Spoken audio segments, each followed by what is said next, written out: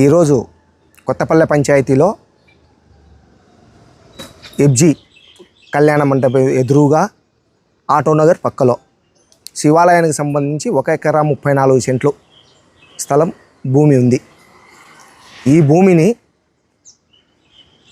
31/3/2023న వేలానికి వచ్చింది. లీజు వేలానికి 11 సంవత్సరాలకు వేలానికి పిలిచినారు. ఆ వేలంలో శివచంద్రారెడ్డి కొడుకు హర్షవర్ధన్ రెడ్డి అనే అతను వేలం పాడుకున్నాడు.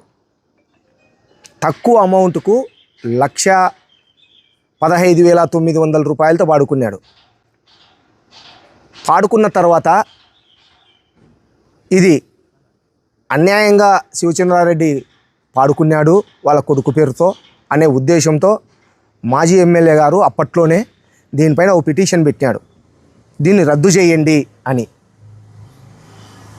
దాని కారణంగానే ఈ రోజుటి వరకు ఈ శివచంద్రారెడ్డి కొడుకు పేరుతో అప్రూవల్ ఇవ్వలే. గవర్నమెంటు ఎండోమెంట్ ఆఫీసుల నుంచి వీళ్ళకి అప్రూవల్ రాలే. ఇప్పుడు శివచంద్రారెడ్డి అప్రూవల్ రాని దాన్ని ఇక్కడ భూమి పూజ చేసినాడు. మీ అందరికీ చూపించిన బిల్డింగులు కట్టేదానికి లైన్లు వేసినాడు. దీనికంత కారణం ఈరోజు తెర ముందర శివచంద్రారెడ్డి, తెర వెనకల కొండారెడ్డి, ఆ పైన వరదరాజుల రెడ్డి. దీనికంత కారణం అప్రూవల్ లేని దాంట్లో, అప్రూవల్ రాని దాంతో ఏ విధంగా భూమి పూజలు చేసి, ఏ విధంగా బోర్లు వేసి, ఏ విధంగా బిల్డింగులు కట్టి మీరు లీజులకు ఇచ్చుకోవాలని చూస్తున్నారు. ఎమ్మెల్యే గారు నీతి మాటలు చెప్తారే. మీ పార్టీలో శివచంద్రారెడ్డిని ముందర పెట్టి కొత్తపల్లె పంచాయతీలో అన్ని విషయాలలో కూడా ఆయనను ముందర పెడుతున్నారు. లోపల మాత్రం మీ కొడుకు, ఆ పైన నువ్వు. ఇది నిజం కాదా? ఇది అన్యాయం కాదా? 1,15,900 ఒక సంవత్సరానికి లీజుకు పాడుకొని అంత మెయిన్ రోడ్లో ఆటోనగర్ పక్కలో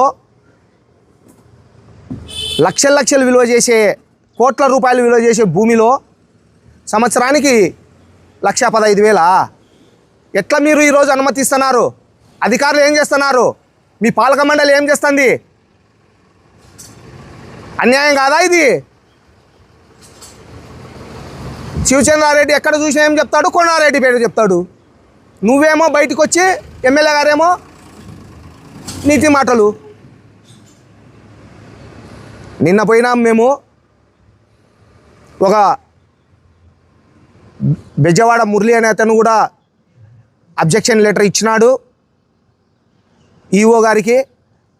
బెజవాడ మురళి అనే అతను పోయి ఆడ అబ్జెక్షన్ లెటర్ ఇచ్చేంత వరకు కూడా వాళ్ళకు తెలియదు ఇక్కడ ఏం జరుగుతూ ఉంది అనేది.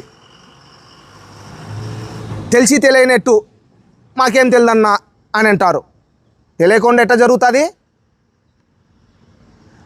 ఈ కొత్తపల్లె పంచాయతీలో ప్రతి విషయంలో దందా జరుగుతూ ఉంది. ప్రతి విషయంలో కొండారెడ్డి ఉన్నాడు. కొండారెడ్డికి ఈ అనుమతి లేనేది శివచంద్రారెడ్డి చెయ్యడు. కొండారెడ్డి అనుమతితోనే ఇవన్నీ జరుగుతూ ఉంటాయి. ఎన్నో విషయాలు ఉన్నాయి. ప్రెస్ మీట్ పెట్టి చెప్తా వస్తే ప్రతిరోజు ఉన్నాయి ఈ కొత్తపల్లె పంచాయతీలో భూదందాలు. అసలు అప్రూవల్ లేదు, ప్లాన్ అప్రూవల్ లేవు, ఏంది లేదు. నేను వచ్చి భూమి పూజ చేసి పెడతాడు, బోర్ వేసినాడు.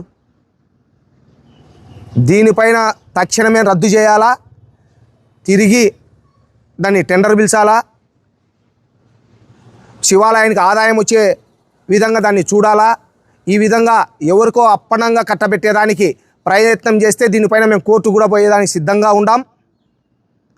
అందులో డిఫాల్టర్ ఏ వ్యక్తి అయితే శివచంద్రారెడ్డి కొడుకు పాడుకున్నాడో 1 సంవత్సరం మాత్రమే 1,15,900 కట్టినాడు. ఇప్పటికి 4 ఏళ్ళు అవుతుంది, ₹1 కట్టలే. ఆ డబ్బులు కట్టి ఈరోజు బిగిన్ పెట్టినాడు. 4 ఏళ్ళ కిందట, 3 ఏళ్ళ కిందట ఆ డబ్బులు కట్టినాడు. ఇంతవరకు ₹1 కట్టలే. నోటీసులు ఇచ్చినారు. ఈఓ కూడా 2 సార్లు నోటీసు ఇచ్చినాడు, దానికి స్పందన లేదు. అయినా ఆయన దౌర్జన్యంగా ఇక్కడ పనిచేస్తున్నాడు. ఎవరి కొండారెడ్డి ఆదేశాలతో? కొండారెడ్డి ఆదేశం లేనిది శివచంద్రారెడ్డికి అంత దమ్ము ధైర్యం ఉంది ఇక్కడ జైనికి దేవులం భూమిలో, అందులో శివాలయంది, ప్రొద్దుటూరు శివాలయంది. కొండారెడ్డి గారు ఇప్పటికన్నా ఆలోచన చేయండి. మీ పార్టీలో మీరు శివచంద్రారెడ్డిని పెట్టుకొని ఈ విధంగా దందాలు జరుగుతూ ఉంటాయి. ఇప్పటికన్నా మానుకోండి. ఏ విషయంలో కూడా, ప్రతి విషయంలో శివచంద్రారెడ్డి. నిన్న ఎవరో ఒక ఆడామ పాపం సూసైడ్ చేసుకుంటా అంటుంది శివచంద్రారెడ్డి. పేరేమో శివచంద్రారెడ్డిది, వెనకలేమో నువ్వు కొండారెడ్డి గారే. లేకపోతే శివచంద్రారెడ్డిని ఏ రోజైనా మందులు ఇచ్చినట్టు ఒక ప్రెస్ మీట్ పెట్టినారా మీరు? పెట్టరు. పెడితే శివచంద్రారెడ్డి బయట చెప్తాడు మళ్ళా.